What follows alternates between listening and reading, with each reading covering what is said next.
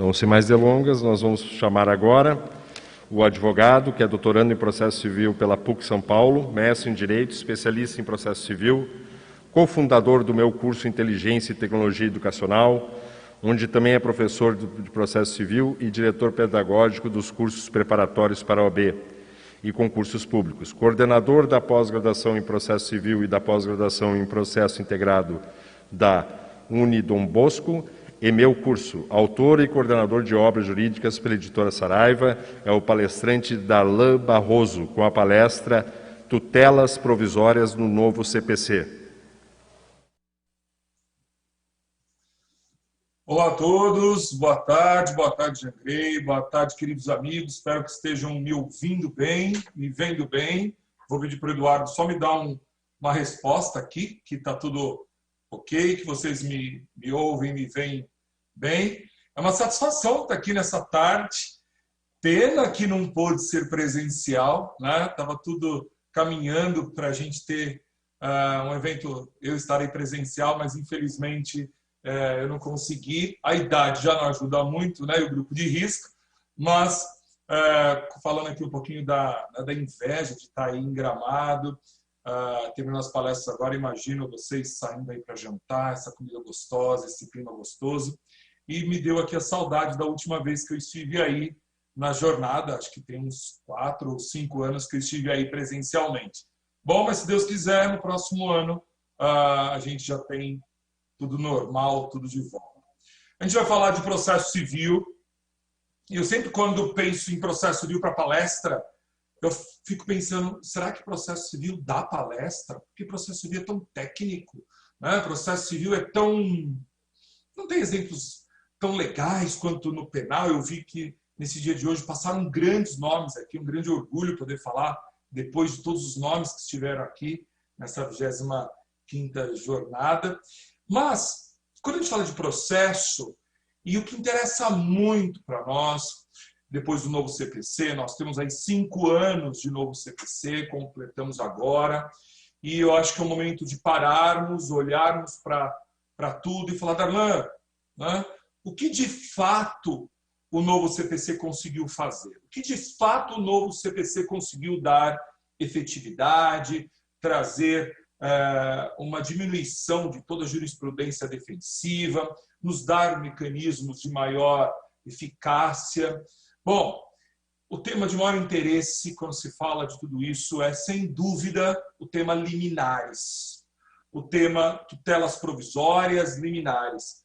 Claro que é o nosso dia a dia da advocacia, é o dia a dia do magistrado, é aquilo que o cliente espera, botar a mão no seu direito de forma imediata, de forma urgente. Eu tenho há quase 20 anos, desde que me formei, eu tenho trabalhado e me especializado nas tutelas provisórias, na tutela antecipada, na cautelar e no mundo das liminares. O meu primeiro caso, quando eu trabalhava na OAB, fui trabalhar na OAB aqui em São Paulo, no serviço de gratuidade, e atendi uma moça com 19 anos, eu com 23 anos, e essa moça com 19, 18 anos, numa cadeira de rodas, e dizendo, doutor, eu preciso fazer um transplante, porque se não fizer um transplante, ela tinha uma doença, distrofia muscular, então toda a musculatura da cintura estava fragilizada, e, portanto, os músculos comprimindo o pulmão, ela ia morrer asfixiada.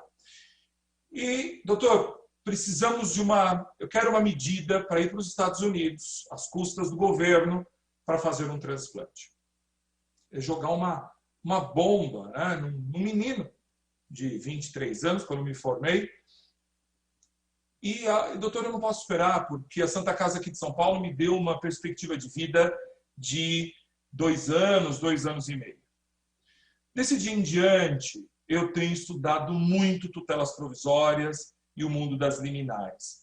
E quando a gente começa a falar disso, né, então, primeiro que liminar no sentido lato da palavra, isso precisa ter muita clareza para nós, porque o novo CPC não nos ajudou na organização dessas medidas. Nós temos liminares esparramadas no código todo, nós temos liminares na legislação extravagante e um mundo de medidas que o juiz concede antes. Então, liminar, do latim limine, quer dizer tudo aquilo que o juiz concede antes, concede em um momento, a porta de entrada, né, in limine. Então, liminar no sentido genérico da palavra é isso, tudo que é concedido antes do momento que seria o definitivo. Quando ingressamos com um processo, fazemos uma petição inicial e visualizamos lá no final a aprovação de uma sentença, e nem é propriamente a sentença que nós desejamos. O nosso cliente deseja efetivamente o cumprimento da sentença. O nosso cliente deseja ter o título para que aquele título reconheça o direito e aí o título seja satisfeito. Então nós temos desde o início da ação até a ponta do cumprimento um tempo gigantesco que muitas vezes é incompatível com a natureza da lide, com o desejo da parte e a própria circunstância fática. Imagina nesse tempo de pandemia o quanto o mundo das liminares foi importante, o quanto o mundo das liminares foi relevante para nós. Então, quando a gente fala liminar, no sentido lato da palavra, não estamos falando de nenhum instituto específico. E aqui nos perdemos na vida profissional, aqui nos perdemos na técnica. Nós precisamos entender que as liminares, portanto, de forma genérica, elas possuem espécies de liminares. Nós temos as tutelas provisórias, como espécie de liminar, previstas lá no CPC, como regra para o procedimento comum, então, as tutelas provisórias. Nós temos os chamados efeitos suspensivo, também uma modalidade de liminar, quando fazemos um agravo de instrumento, quando fazemos embargos à execução, quando fazemos uma impugnação a um cumprimento de sentença, nós temos os chamados efeitos suspensivos. Então, portanto, tutelas provisórias, efeito suspensivo nos recursos, nos embargos de execução e na impugnação. E nós temos as liminares específicas, as liminares especiais previstas na legislação especial ou nos procedimentos especiais. Por exemplo, uma liminar no mandado de segurança, a concessão de alimentos provisórios numa ação de alimentos. Isso é sim uma liminar, mas uma liminar específica. Então, o primeiro trabalho que nós temos é de organizar na técnica o que de fato é liminar no sentido genérico e o que é liminar no sentido estrito, tutelas provisórias, efeito suspensivo e liminares específicas. No mundo das tutelas provisórias, agora, que é a proposta dessa aula, por isso que eu queria situar, né, onde nós estamos dentro do mundo das liminares, o código ele não trouxe o sistema de liminares muito coeso, o sistema de tutelas provisórias muito coeso.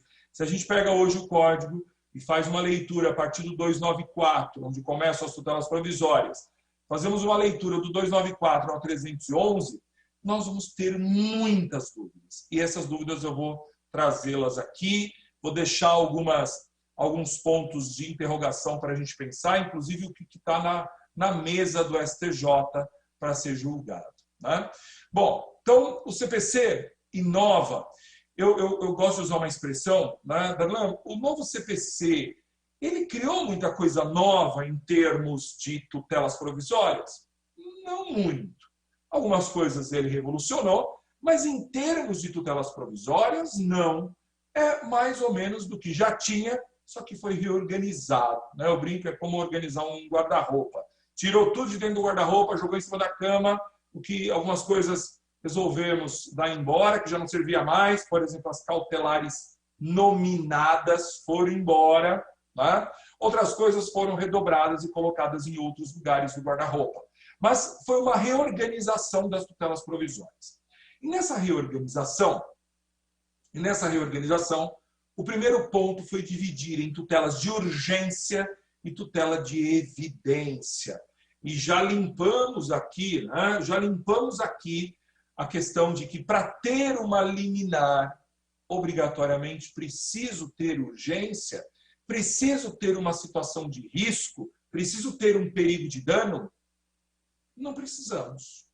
Não, isso é novo. Não. No código anterior já era assim. Para se dar uma liminar numa possessória, por exemplo, para se dar uma liminar na possessória, já não era exigido perigo de dano. Bastava eu ter força nova. quer dizer, aquele esbulho ou turbação, ocorreu há menos de ano e dia. Mas o novo CPC reorganizou o sistema das chamadas tutelas de urgência e tutelas da evidência. Então, isso veio uma carga muito forte, né, do professor ministro Luiz Fux, que tinha obras já sobre tutela da evidência e tutela da segurança. Então, esse capítulo foi reorganizado dessa forma. Tutelas de urgência, fundadas no perigo de dano, e tutela da evidência, fundada na alta probabilidade. Portanto, quatro situações ali previstas, e a gente tem discutido muito isso, né?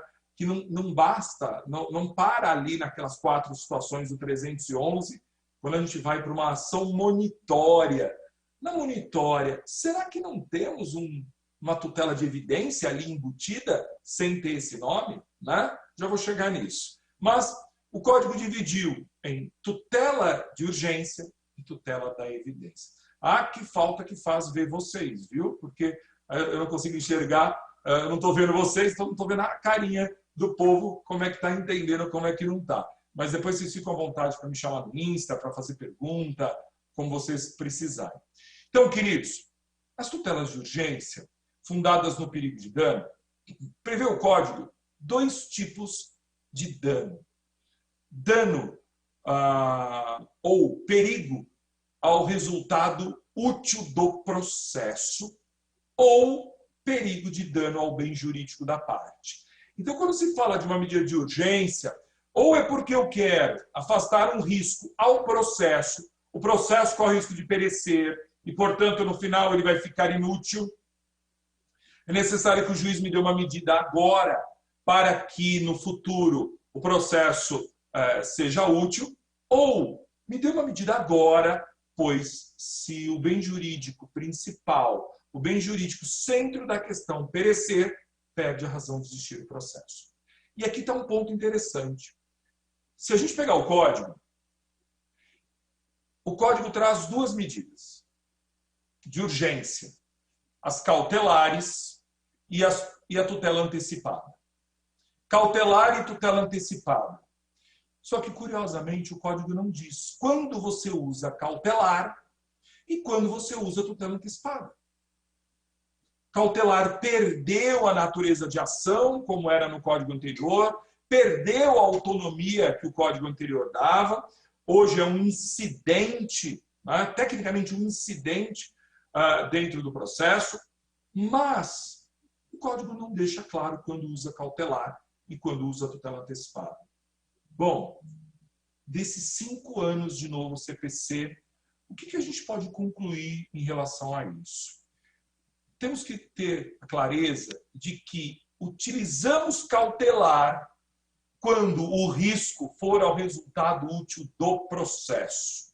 Quando há receio de perecimento do processo, eu quero preservar, dar uma medida cautelatória, uma medida de segurança ao resultado do processo, usamos a medida cautelar, que não é mais nominada, são medidas inominadas.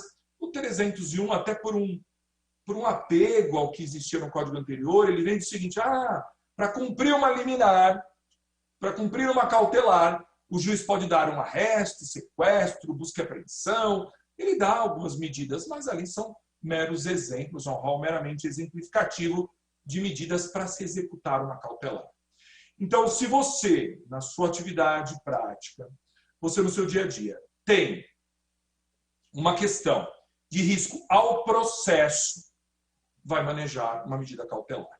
Se tivermos magistrados aqui assistindo, vem a pergunta, o juiz pode dar uma cautelar de ofício? O código também não responde isso. O juiz está percebendo que o processo vai perecer e que a atividade jurisdicional vai ficar esvaziada. Claro que pode. Claro, porque compete ao juiz fazer que o processo seja, de fato, efetivo. Então, cautelar, preservar a atividade jurisdicional, preservar o processo. Quando falamos de tutela antecipada, estamos falando de adiantar, trazer para agora aquilo que eu só receberia no final. E aqui tem uma grande diferença da cautelar, tecnicamente, e até prática. Não necessariamente, quando eu faço uma cautelar, o que eu peço a título de cautelar, não necessariamente precisa coincidir com o meu pedido final. O que eu quero é a cautela. E lá no final eu quero uma indenização, lá no final eu quero uma anulação X. Tá? Agora, quando você fala de tutela antecipada, obrigatoriamente, o que você deseja hoje? Antecipadamente. Pelo menos em parte, porque a tutela antecipada pode ser parcial, precisa coincidir com o meu pedido final. Claro, estou adiantando aquilo que eu vou receber só lá no final. Então, uma questão que o código não nos responde nesses 5 anos, mas que nós podemos ter uma clareza, é que cautelar é para garantir o processo e tutela antecipada adianta o bem jurídico, também preservando um dano. Agora, não basta ter perigo de dano. Para dar tutela antecipada ou para dar uma cautelar, o código muda o nome do requisito e fala hoje em probabilidade do direito. Interessante, né? Então, certamente estou falando aqui para muitos jovens advogados e a gente precisa olhar os requisitos com os nomes novos. Eu vejo ainda muitos advogados escrevendo funs boniuris, periculo in mora. Vamos desapegar desses termos.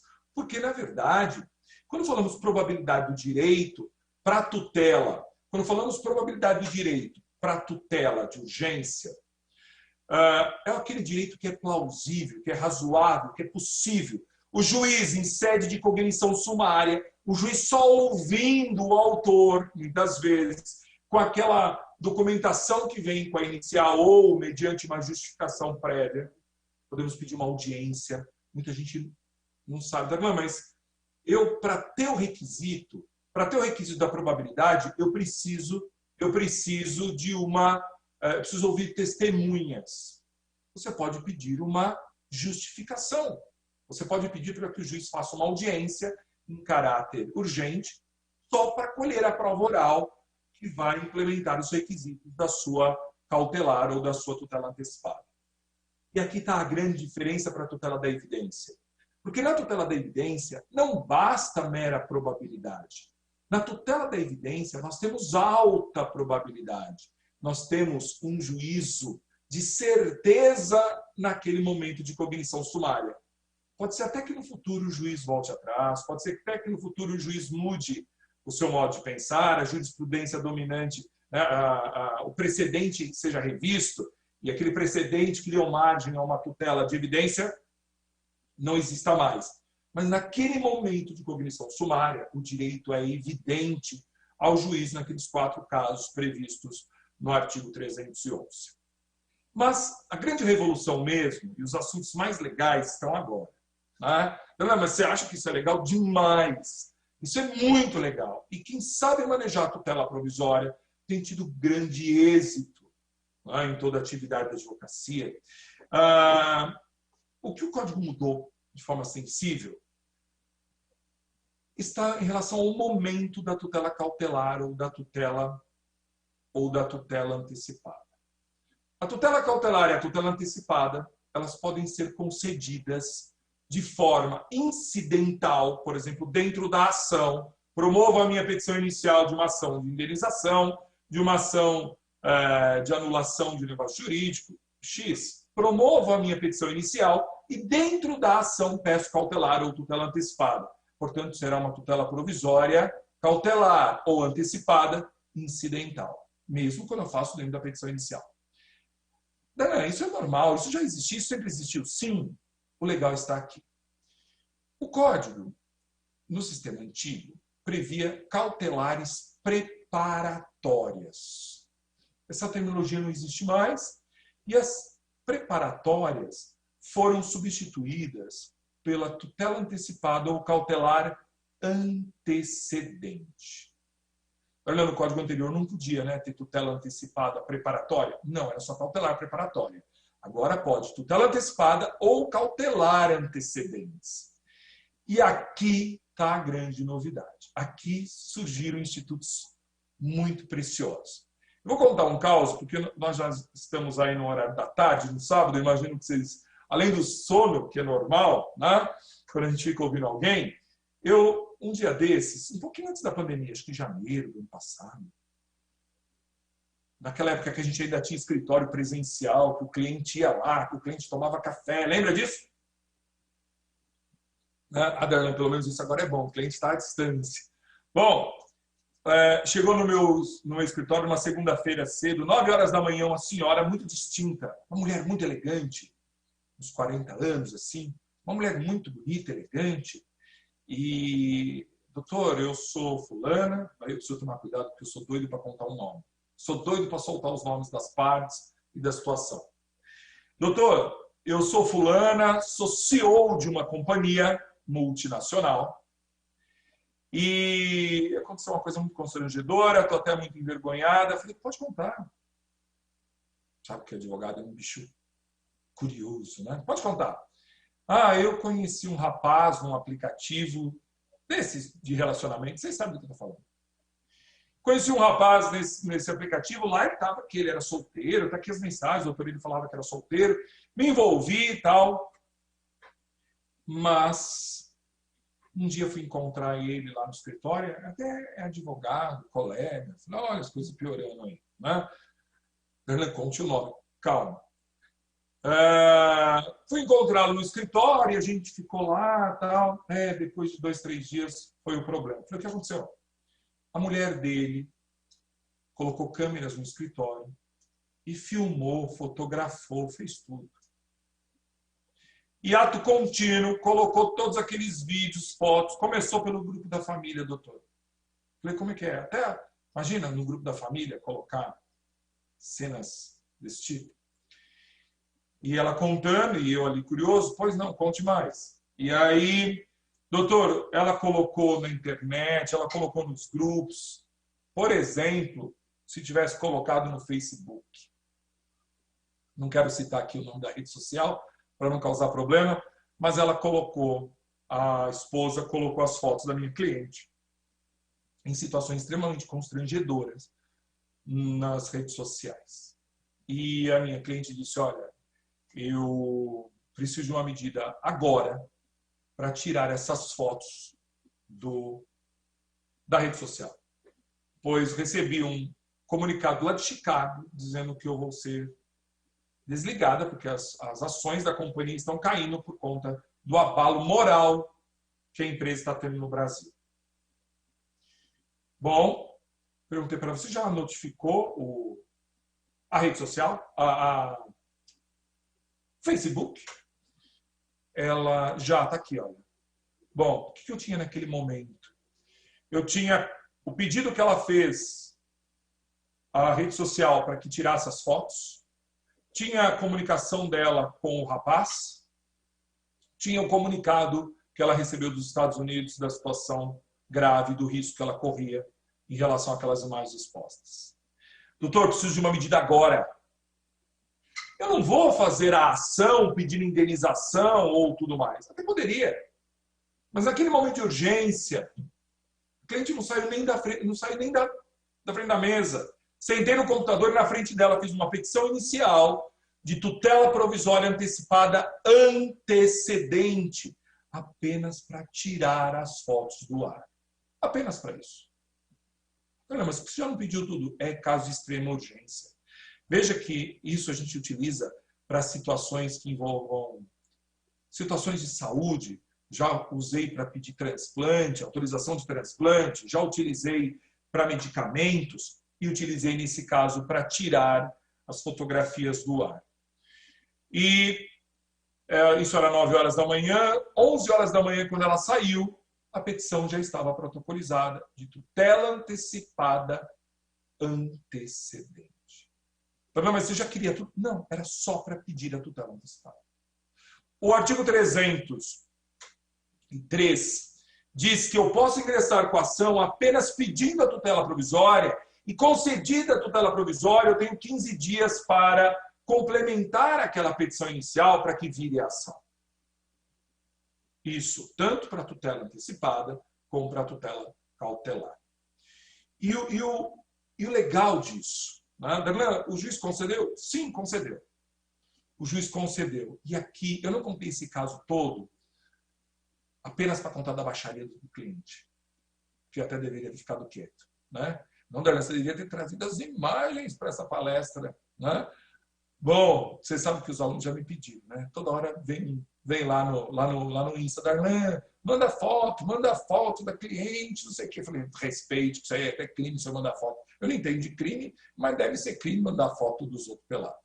Bom, pelada não, em situações íntimas. Seguinte, mas por que eu contei esse caso? Aqui veio uma grande novidade do CPC, e nesses 5 anos, isso ainda é tímido. Se tiver alguém aí no auditório que teve já um caso, que passou por isso como eu, depois me conta, porque é um instituto de altíssima eficácia, mas que ainda não pegou, que ainda não colou. Olha o que diz o código. O Facebook foi intimado a cumprir a liminar. O Facebook, ato contínuo, 24 horas, sob pena de multa, tirou as fotos do ar. Tirou, Darlan? Tirou. E o Facebook não recorreu. O recurso cabível seria agravo do instrumento e o Facebook não interpôs o agravo do instrumento. O que diz o código? Que nessa situação, o juiz concedeu tutela antecipada antecedente. A parte contrária intimada não recorre e recurso, na minha concepção, é o agravo de instrumento. Isso está lá no STJ para decidir se é o agravo de instrumento ou se pode ser qualquer outro tipo de manifestação. A lei disse recurso, e para mim, quando a lei diz recurso, é recurso, mas essa discussão está lá no STJ. Se a parte contrária não recorre, o juiz extinguirá o processo.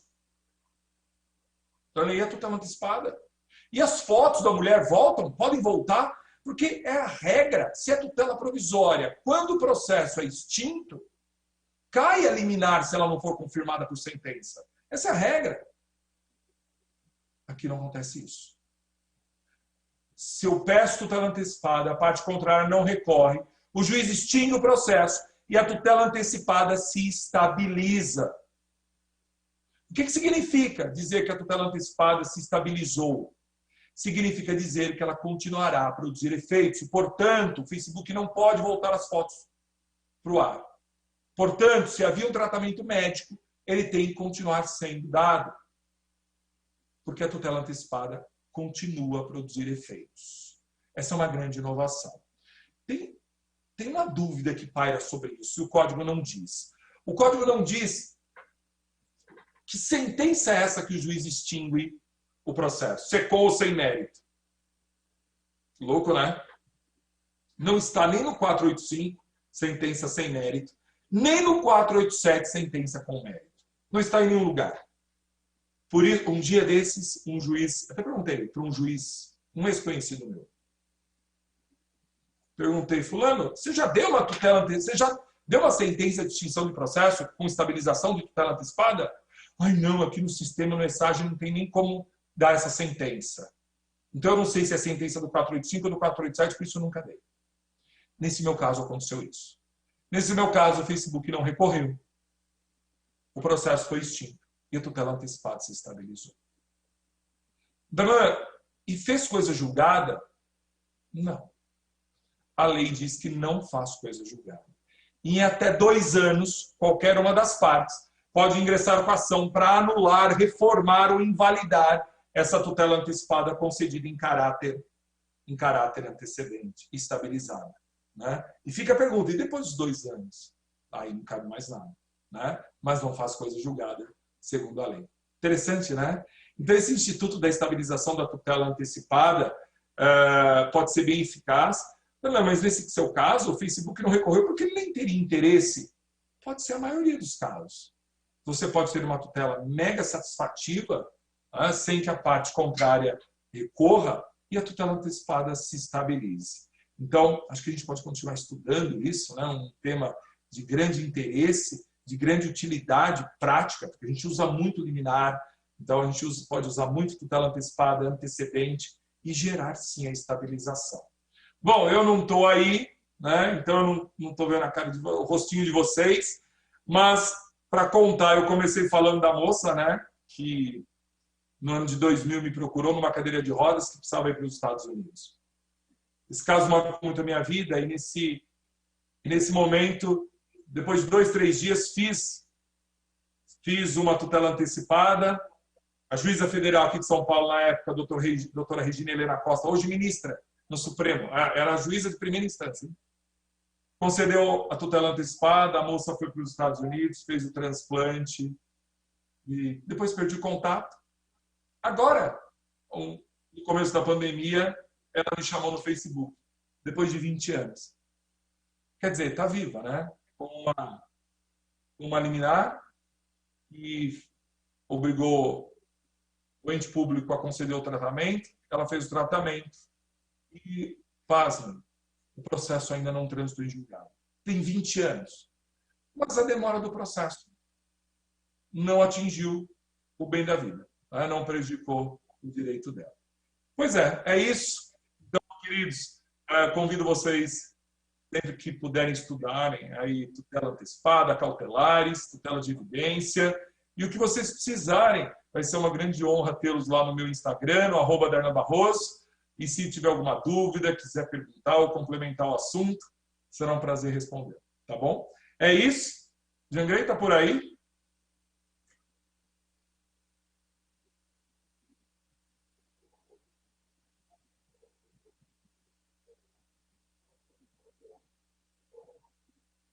Como estou à distância, não sei se a equipe está aí perto para receber a palavra de volta.